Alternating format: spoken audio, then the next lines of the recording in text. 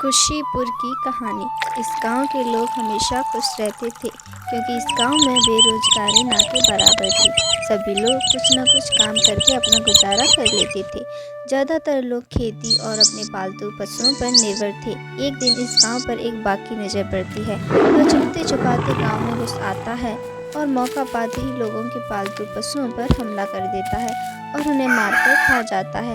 लेकिन लोगों को अब तक यह बात नहीं पता थी कि उनके पशु कहाँ जाते हैं। अरे रामू भैया, 2 दिन से मेरी बकरी नहीं मिल रही। आपने कहीं देखा है क्या? उससे पूरे गांव में ढूंढ लिया, कहीं नहीं मिली। मगर बाघ हर रोज ऐसे ही शिकार करता रहा।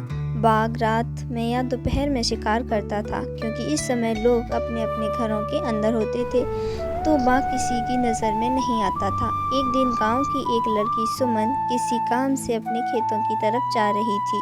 तभी उसने देखा कि बाघ ने किसी पशु को मार दिया है और अब वह उसे खा रहा है।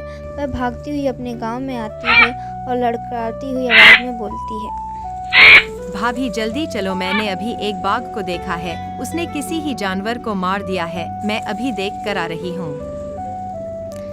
जब तक लोग उस जगह पर पहुंचे, बाघ वहां से जा चुका था। ऐसे ही दिन बीतने लगे। अब लोग उस बाघ के आतंक से बहुत परेशान थे।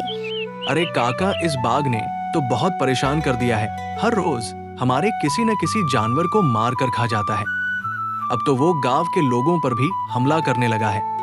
अगर जल्दी कुछ नहीं किया तो अगर ऐसा ही चला रहा तो इस काम में हमारे जानवर नहीं, केवल बाघ ही बाघ नजर आएंगे।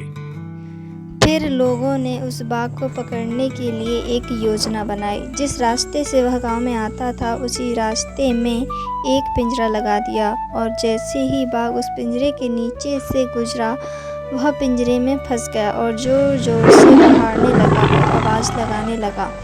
तभी एक पंडित उस रास्ते से गुजर रहा था। उसने आवाज़ सुनी, उसने इधर उधर देखा, तभी उसे सामने पिंजरे में एक बाघ दिखा। पंडित पहले तो डर गया, फिर पिंजरे के पास गया और बाघ बोला, पंडित जी, इतनी जल्दी जल्दी कहाँ चले जा रहे हो?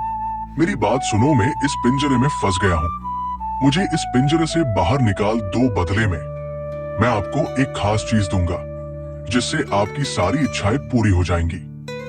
बाघ ने पंडित को बहुत तरह तरह से लालच दिया, लेकिन पंडित बाघ की बातों में नहीं आया और उसने पिंजरा खोलने से मना कर दिया। इतना कहकर पंडित वहां से चला गया।